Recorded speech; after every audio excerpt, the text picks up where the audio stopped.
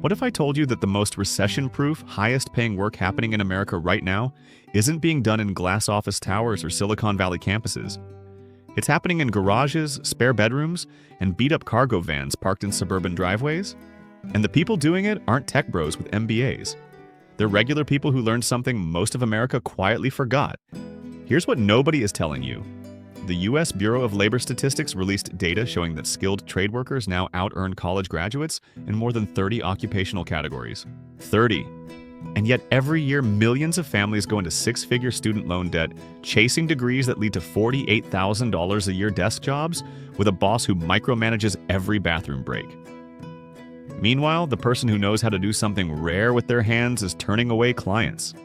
So today I want to show you 11 businesses built on forgotten skills that are quietly making people wealthy in this country right now. And I'll tell you up front, number 11 on this list has a waiting list so long that one practitioner in Tennessee turned away over $200,000 worth of work last year alone. And number 3 can be started this weekend for $150. Stay with me, because by the end of this video, you're going to see the economy completely differently. Let's start with something hiding in plain sight in almost every neighborhood in America. Rainwater.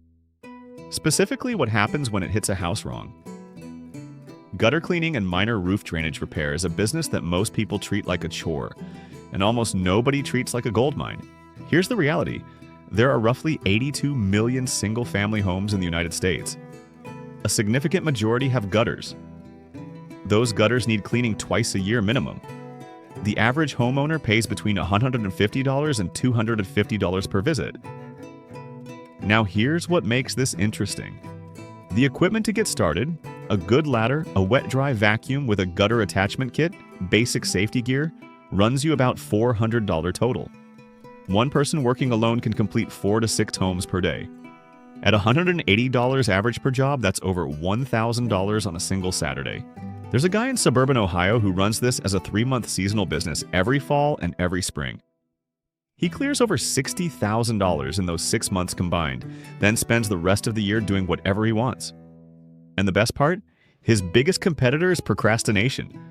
Homeowners know they need it done. They just never get around to calling anyone. But when they finally call, they're not negotiating on price. They just want it solved. Now, here's a question that probably never crossed your mind. When a pipe bursts at 2 in the morning and a homeowner can't reach a plumber until Tuesday, what do? Most of the time, they do nothing and watch the damage get worse. That gap between the emergency and the professional is exactly where a water damage and wet basement waterproofing consultant steps in. This isn't full plumbing. This is a focused specialty. Diagnosing where moisture enters a basement, applying interior drainage channel systems, sump pump recommendations, and vapor barrier installation. The average basement waterproofing job runs between $3,000 and $10,000.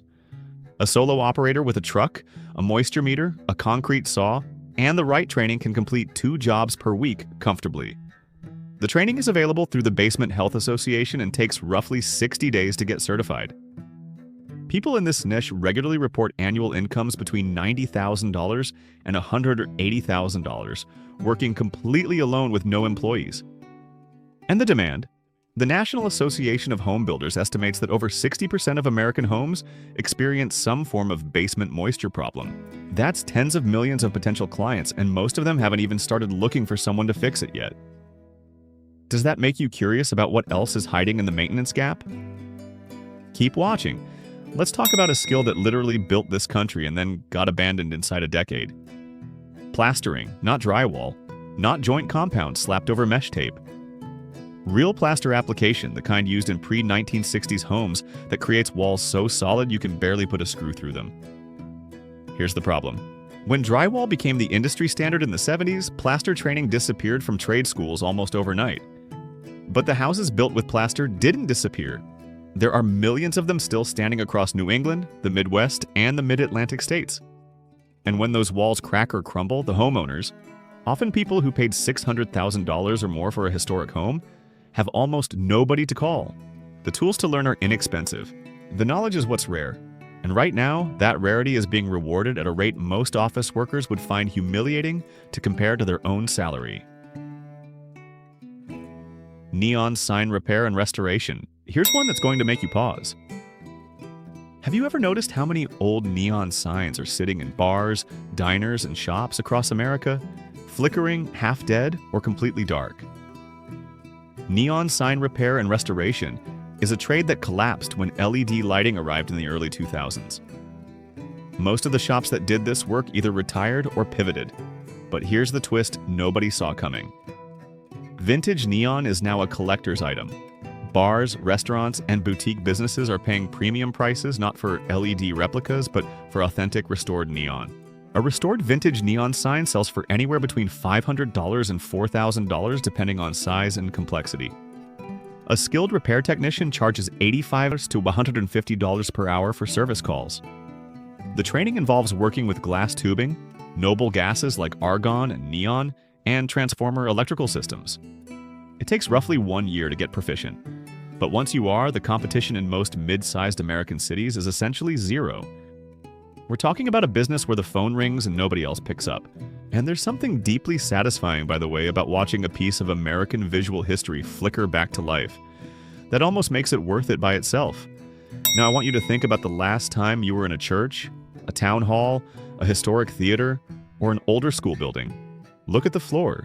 That tile, those geometric patterns made from individual pieces of ceramic, sometimes dating back 100 years, is called encaustic tile or hydraulic tile. And when it cracks, chips, or needs restoration, most contractors refuse to touch it because they don't know how. Tile and terrazzo restoration is a micro-specialty that most general contractors won't go near, which means that the handful of people who do it operate in a market with virtually no competition. A historic tile restoration project in a public building can be worth $15,000 to $80,000. Private homeowners with original Victorian-era tile entryways pay $2,000 to $6,000 for a single-floor restoration. The National Terrazzo and Mosaic Association offers training programs. The startup equipment investment runs around $3,000.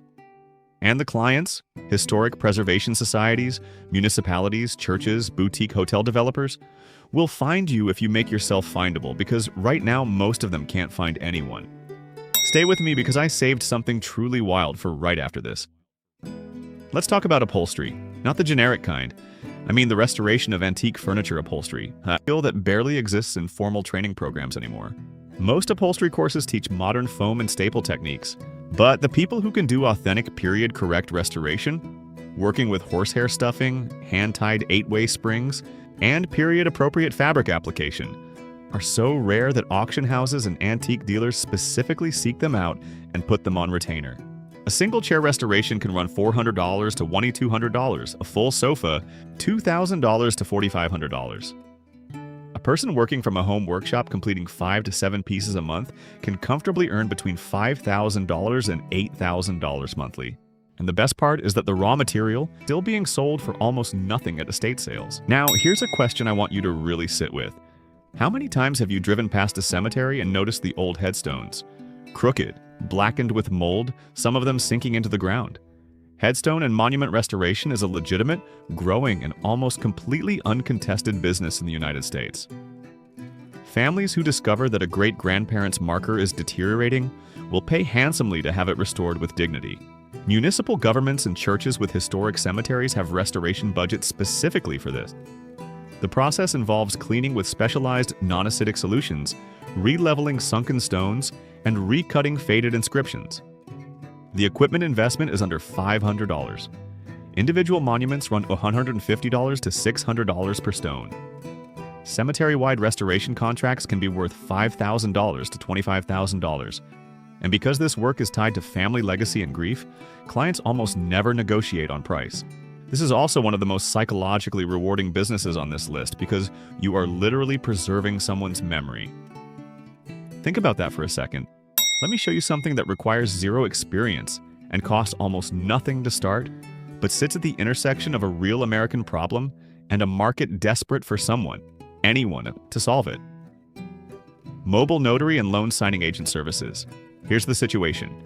Every real estate transaction in America requires notarized signatures. Every estate document, every power of attorney, every business contract. Most of these need to happen at a time and location convenient to the client. A certified loan signing agent Someone trained to walk clients through mortgage closing documents earns between $75 and $200 per appointment. In a busy real estate market, a mobile notary can complete 3 to 5 appointments per day.